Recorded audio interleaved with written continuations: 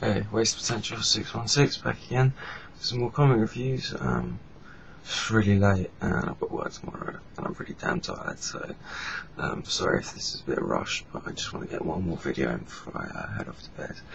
I'm going to do a sort of Xmen centric review, and I think I'll start off with some Wolverine titles, try and get through them pretty quickly.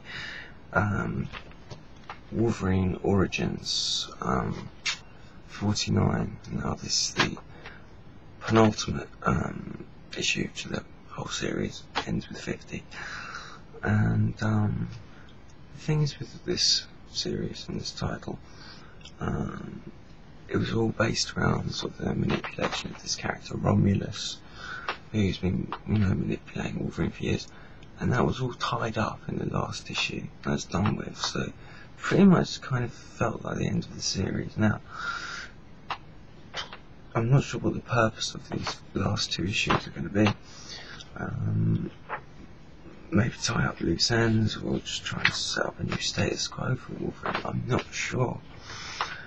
But the thing is with this, it's written quite well, and it's interesting. It's basically what happens is Wolverine's sort of recovering from his ordeal.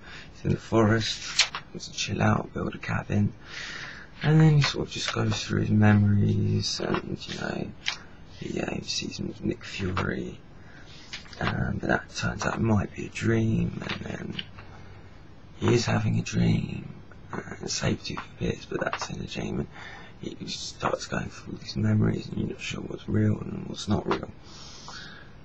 The thing is, I've seen this done so many times in the Wolverine comic. It's done well. The artwork's really good.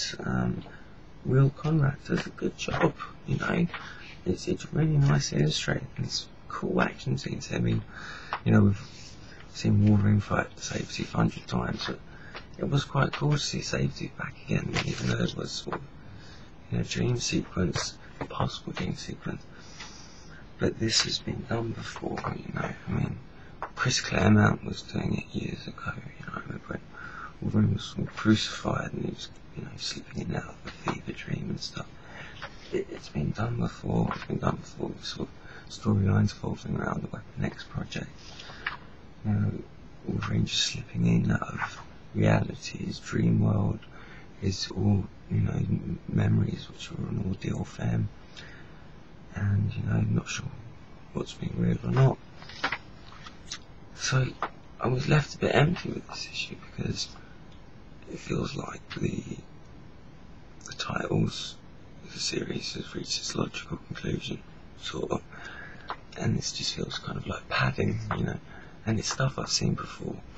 It's written well, it's illustrated before, but it's illustrated well, but I feel like I've read this before, and I'm not sure what the point of all this is in the context of the overall series. But there you go, maybe the issue after this will answer those questions. Okay, Wolverine Weapon X, issue 14. I actually enjoyed this was very good. Jason Aaron's been doing a really good job. And this series, this story arc on Tomorrow Dies Today, involving the Deathlocks, it's been really good, and it's a real kind of fun time travelling adventure, sort of.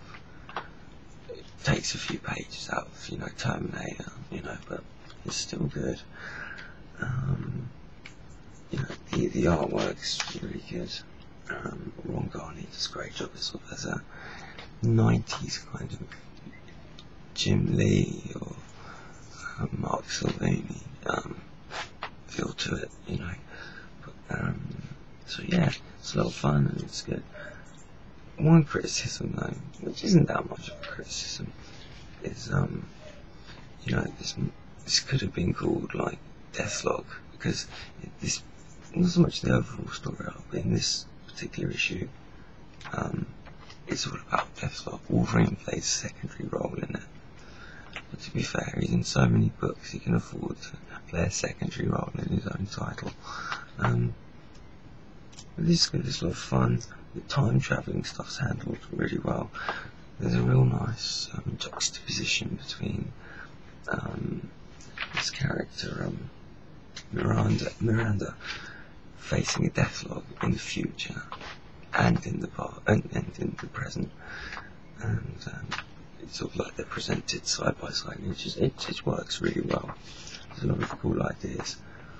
The thing is, I think this is part 4 of the storyline. Well, it feels a bit longer than that. It feels the storyline is dragging its feet a little bit, not too much. So it'll be interesting to see where it goes and what conclusion it is. But it's a very sort of Deathlok centric. You know, Wolverine's hardly in it. It's good. It's a lot of fun. There's a little bit of a new Avenger action in it. So, an enjoyable title. Jason Aaron's doing a good job. He writes Wolverine well. It'll be interesting to see what the new series is going to be like. How much time do I have? About 4 minutes, okay. Alright, on to Second Coming, okay, part 12 in Xmen Legacy. Mike Carey's turn to do a chapter of the Second Coming, and it does a good job.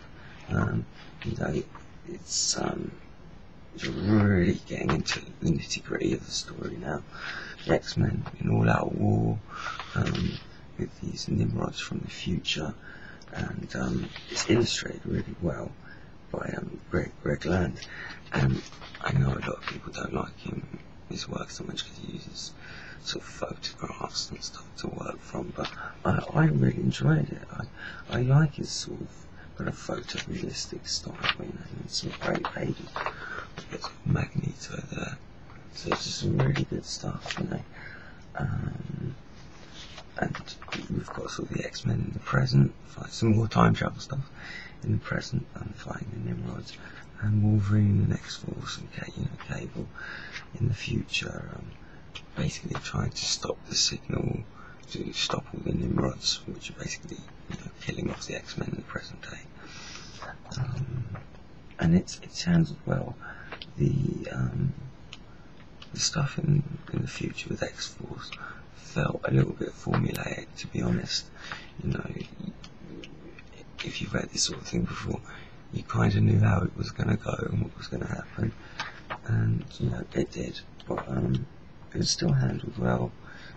Mike Carey has a grasp on the X-Men characters, and there's some, you know, cool moments with Hope getting angry at Cyclops, and yeah, it's an enjoyable chapter, you know, and really good artwork, and I'm looking forward to the next issue. You know, it seems to have reached an end, sort of, but it's left things wide open for you know, Bastion to one last strike at the X-Men, and it'll be interesting to see how the X-Force get back from the future. We see how Cable does, and it's done in quite an interesting way. But yeah, an enjoyable chapter to this story arc, and yeah, good stuff. I don't think I have enough time to do X Factor, so I'll do that in the next video. See you later, guys. Bye.